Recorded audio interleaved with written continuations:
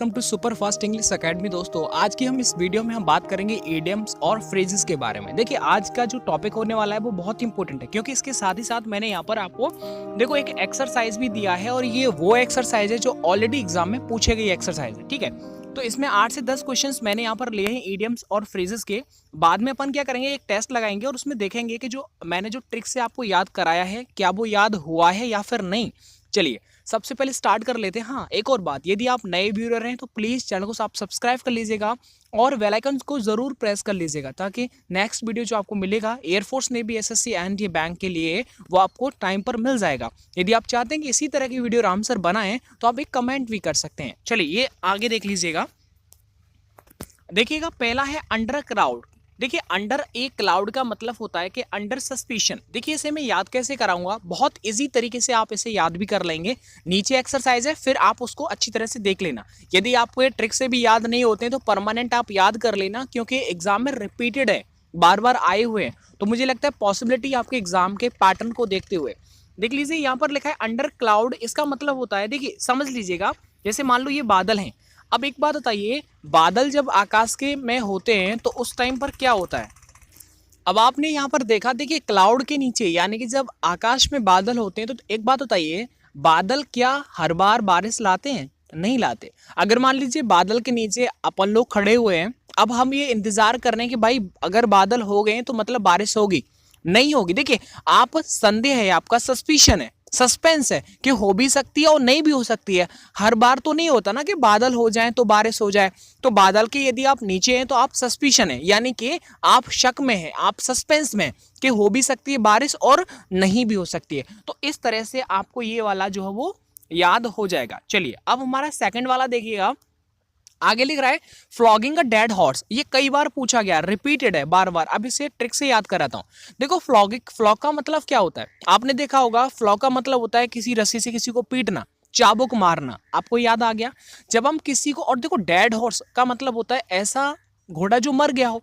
अब मरे हुए घोड़े को यदि आप फ्लॉग यानी चाबुक मार करके उठाओगे, खड़ा हो जा खड़ा हो जा, तो क्या वो खड़ा होगा? क्या नहीं होगा। आपको भी पता है वो मर गया तो खड़ा कैसे हो जाएगा, बताइए। इसका मतलब है जो भी आप काम कर रहे हैं वो बिल्कुल वेस्टिंग ऑफ द टाइम, आप समय की बर्बाद कर रहे हैं, मतलब वेस्ट कर रहे हैं टाइम। समझ रहे हैं आप, होने वाला कुछ नहीं है, सिर्फ आप वेस्ट कर रहे हैं। यूजलेस एफर्ट्स, जो भी आपका काम है, जो आप डेड हॉर्स को जब आप जगा रहे हो तो वो क्या हो गया, आप यूजलेस एफर्ट्स है, जो आप ऐसा काम जो बिल्कुल यूजलेस है, उसका कोई फायदा नहीं होने वाला।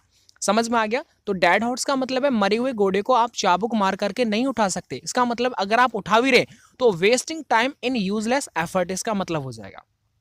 आई होप याद हो गया ना। चलिए अब इसके बाद आगे बताता हूं।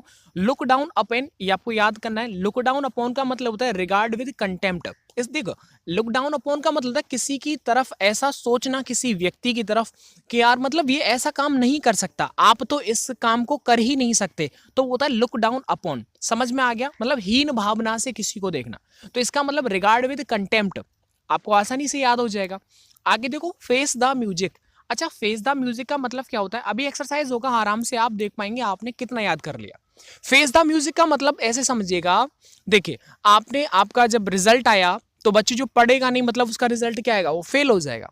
फेल हो जाएगा जब पापा जी को पता चलेगा कि मेरा बच्चा फेल हो गया, बहुत इसने कोचिंग किया था, एक एक साल पढ़ाई की, उसके बावजूद भी ये फेल हो गया, तो पापा जी का जो म्यूजिक निकलेगा, मतलब जूता तैयार है उनके लिए, तो वो क्या निकलेगा, फेस द म्यूजिक। यानी आपको पापा जी का जो म्यूजिक, जो मुंह से गालियां निकल रही हैं, वो क्या करना पड़ेगा, फेस करना पड़ेगा। समझ में आ रहा है। तो फेस द म्यूजिक का मतलब होता है गेट रेप्रीमेंटेड। ठीक है, इसे आप आसानी से याद कर सकते हैं, मैंने आपको समझाया, गेट रेप्रीमेंटेड हो जाएगा। अब ऐसे याद रख लो, रेफरी मतलब रेफरी। अब रेफरी क्या होता है, किसी भी क्रिकेट ग्राउंड के अंदर रेफरी भी खड़ा होता है, मतलब वहां पर पब्लिक भी होती है। अगर मान लो अगर कोई भी बंदा अगर रन नहीं बना रहा है ना, सिर्फ बॉलों को यूजलेस बस खराब कर रहा है, तो वो क्या हो जाएगा, पब्लिक उसे गालियां सुनाने लगेगी। तो इसका मतलब है कि पब्लिक का जो म्यूजिक है वो उसको फेस करना पड़ेगा। तो गेट रेप्रीमेंटेड आप आराम से रेफरी से याद कर पाएंगे। आगे बात करते हैं। देखिए, टोकन स्ट्राइक का मतलब क्या होता है सर। देखो, टोकन स्ट्राइक का मतलब होता है कि देखिए, short strike held as a warning, यानी कि मान लीजिएगा किसी कंपनी के अंदर कुछ एम्प्लॉय हैं, अगर उनको सैलरी भत्ता नहीं मिल रहा है तो बताइए वो क्या करेंगे, एक वार्निंग देंगे कि आप हमें हमारी सैलरी दे दीजिएगा, हर मंथली टाइम से दे दीजिएगा, वरना हम अपना स्ट्राइक करेंगे, ठीक है। तो शॉर्टेस्ट स्ट्राइक हो रहा है, लेकिन वो क्या टोकन स्ट्राइक है। ऐसे याद रखिएगा, देखिए जब आप आर्मी की भर्ती देखने पहले जाते थे तो पहले क्या होता था, आपको टोकन लेना पड़ता था। टोकन से ऐसे समझ लीजिएगा कि देखिए टोकन यदि आप ले रहे हैं, इसका मतलब आप जो भी काम कर रहे हैं वो ये जान करके कर रहे हैं कि यार आगे भी हमें इसी से काम चलेगा। अगर आपका सैलरी पेंडिंग है, आपको सैलरी नहीं दी जा रही कंपनी की तरफ से, इसका मतलब है क्या है, आप जो भी स्ट्राइक करेंगे वो सिर्फ वार्निंग, चेतावनी देंगे बस, क्योंकि आपको पैसा भी चाहिए। यदि आप रियल स्ट्राइक कर देंगे तो फिर तो मामला गड़बड़ हो जाएगा, आपका सैलरी भी नहीं मिलेगा। इसलिए टोकन स्ट्राइक का मतलब होता है कोई भी काम सिर्फ वार्निंग के लिए स्ट्राइक करना। समझ में आ गया? चलिए आगे बात करते हैं। फेल, फाउल ऑफ, ये कई बार रिपीटेड था, इसे आप याद कर लीजिएगा। फेल्ट, अनॉयड विद, इसका आंसर होता है। आगे देखिएगा, बाई फिट्स एंड स्टार्ट्स, ये बहुत अच्छा है, इसका ट्रिक भी बड़ा मस्त है। देखिएगा कैसे याद रखेंगे। देखो फिट, अब फिट तो नहीं जानते, फिट ऐसा लग रहा है मानो शिट लिख रहा है, सिट, और ये लिख रहा है स्टार्ट। अब एक बात बताइए, अगर आप रनिंग करने के लिए जा रहे हैं तो सिट का मतलब बैठना, आप बैठ के, स्टार्ट का मतलब खड़े हो गए। आप जब रनिंग करेंगे कभी बैठेंगे, कभी खड़े हो जाएंगे, कभी बैठेंगे, कभी चालू हो जाएंगे, तो ये क्या है, आप जो काम कर रहे हैं वो रेगुलर नहीं कर रहे, आप इरेगुलरली हो जाएगा, ठीक है। अब कभी तो आप बैठ जाते हैं आधे घंटे के लिए, फिर खड़े हो गए, फिर स्टार्ट हो जाते हैं, फिर बैठ जाते हैं। इसका मतलब है कि काम जो हो रहा है वो इरेगुलरली हो रहा है, रेगुलर नहीं हो रहा। तो आराम से आप इसको याद कर सकते हैं। रेगुलर का मतलब होता है जो रेगुलर नहीं हो। आगे बात करते हैं, देखो इनफ रोप, बच्चों से याद कर लेना क्योंकि आपके एग्जाम के लिए बेस्ट है, याद करना बहुत जरूरी है। बात करते हैं इनफ रोप, ऐसे याद कराता हूं। जैसे आपने देखा मार्केट के अंदर, आपने देखा होगा ना कि कुछ सर्कस वाले आते हैं, ठीक है, मैं थोड़ा ऐसे बताता हूं। आपने देखा होगा ऐसे ऐसे, और इस पर एक एक रोप बांध देते हैं, ठीक है। अब जब रोप बांध देते हैं तो एक बच्ची होती है इसके, और उसके हाथ में कुछ लगा रहता है, वो क्या इस रोप के ऊपर क्या करती है, चलती है, आपने देखा होगा।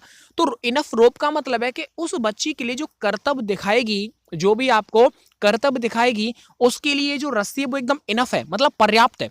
पर्याप्त रस्सी होगी तभी तो अपना वो पर्याप्त दे पाएगी। समझ पा रहे हैं आप? तो देखो ये जो बच्चे इस रोप के ऊपर आराम से अपने कर्तव्य दिखा सकती है, इसका मतलब ये जो रस्सी है उसके लिए इनफ है, चाहे वो 10 मीटर की या फिर 15 मिनट की है, ठीक है। अब यहां पर आपको समझ में आ गया होगा, इसका मतलब है इनफ फ्रीडम फॉर एक्शन, यानी कि जो वो काम कर रही है उस काम के लिए एकदम इनफ फ्रीडम है, एकदम स्वतंत्र है वो, क्योंकि उसके लिए इनफ रोप है, काफी रस्सी मिल गई है। इस तरह से जब आप इन वर्ड को थोड़ा थोड़ा ऐड करेंगे, कहानी सा बना लेंगे, तो आपको ये परमानेंट याद भी हो जाएगा। इसके बाद बात करते हैं, देखो एट शी, और ये मेरा लास्ट है, इसके बाद हम एक्सरसाइज करेंगे, ठीक है। एट शी का मतलब क्या होता है, ऐसे याद रखो, एट माने पर, शी मतलब क्या होता है, समुद्र, समुद्र पर, ऐसे याद रखो। समुद्र के पास आप गए, अब क्या होता है, जब लहरें आपके पास आती हैं तो आपका मन करता है कि हम इसमें स्विमिंग करें। जब लहरें चली जाती हैं, आधा किलोमीटर आपसे भी दूर चली जाती हैं, तो फिर मन नहीं करता। इसका मतलब है कि आप जो ऐसी कंडीशन है, ये कौन सी है, पजल, करें तो करें क्या, कभी इसमें स्विमिंग करें या फिर नहीं करें। जब पास आ जाती है तो आपका मन करता है।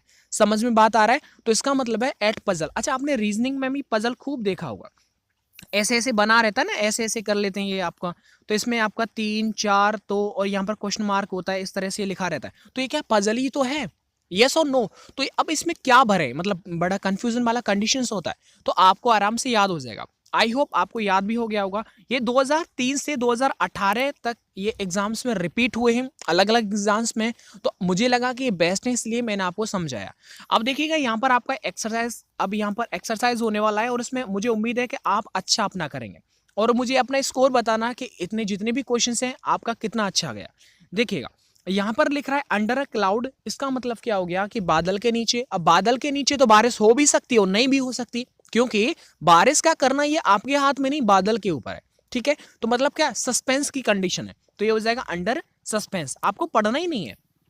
चलिए आगे बात करते हैं, फ्लॉगिंग अ डेड हॉर्स। अच्छा, फ्लॉगिंग अ डेड हॉर्स का मतलब क्या होता है कि आप किसी मरे हुए घोड़े को फ्लॉग करना, मतलब चाबुक मारना। अच्छा, इसका मतलब क्या होगा कि इसका मतलब हो गया जो भी आप काम कर रहे हैं, बिल्कुल वेस्टिंग टाइम, यानी कि आप टाइम का क्या कर रहे हैं, वेस्ट कर रहे हैं इन यूजलेस एफर्ट। देखो याद हुआ कि नहीं हुआ, ये एग्जाम में पूछा गया, ये बात आप मान के चलना।